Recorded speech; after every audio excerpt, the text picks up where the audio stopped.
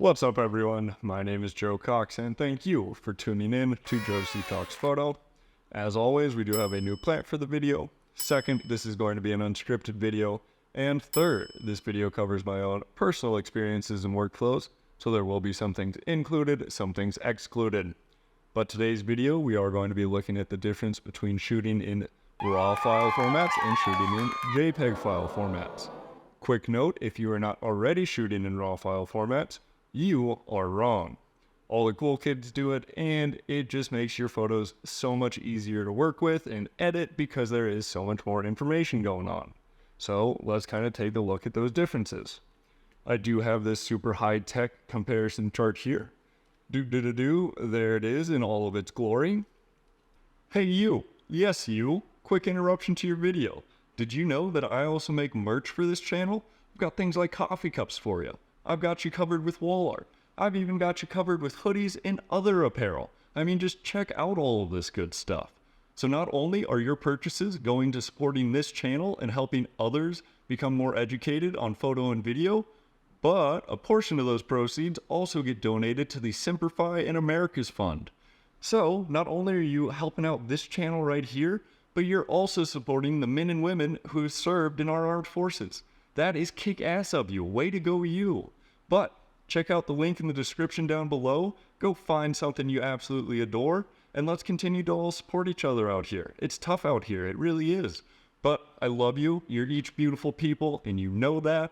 But otherwise, let's get you back to your video now. But starting over with JPEGs, JPEGs are going to be much smaller file sizes, and this is because they get processed and compressed. During that processing and compression, they do, however, lose a lot of their original information about the photo, which means they are typically a much lower quality photo. Additionally, when you are shooting in JPEG, it only records your photos in 8-bit. Now you might not be familiar with what exactly that is. So, our eyes and our brain naturally perceive the world around us in 20-bit. And what that means is if you go out on a really bright, sunny day that's full of high contrast environments, and let's say there's a deep, dark cave on our left and a nice, bright, sunny hill on our right, our brain is still able to see a lot of the details, even in the darkest darks and even in the brightest brights. But if you go all the way down to 8-bit and record in 8-bit, that means that you just lost a lot of the detail in the darkest darks as well as the brightest brights. And whenever we're taking photos, we want it to be as natural looking as possible. Well, to a degree, of course. But additionally, that leads us down to JPEGs are easier to share and faster to work with. Why are they easier to share? Because just about everything nowadays, technology-wise, can read and write over JPEGs. They're a little bit faster to deal with because you don't have to convert them to anything. You can take that photo with a JPEG file format, send it to your smartphone or computer, immediately start editing, and then be able to send it out via email or put it on a website, XYZ, so it is a little bit faster in that sense. RAW file formats are going to be much larger file formats, but as the name kind of suggests, it is reading and picking up on all the raw information that your camera sensor captured, so they are going to be unprocessed and uncompressed, which in turn leads to a much higher quality photo. Additionally, because they are captured in 12 or 16-bit, it is much more natural to what we see as the world around us.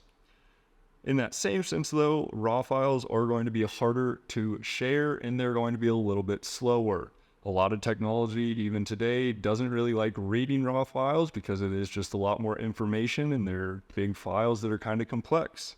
So you do eventually have to process them and turn them into a different file type to make them more shareable, and that is why they become a much slower process.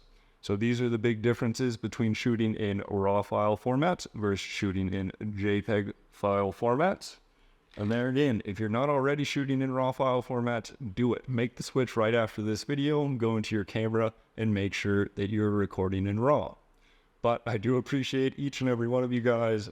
Appreciate you tuning in. And as always, don't forget to subscribe. I would hate for you to miss out on the information I'm releasing because it is a lot of stuff right now. But thank you, and I will catch you guys on the next one. Bye.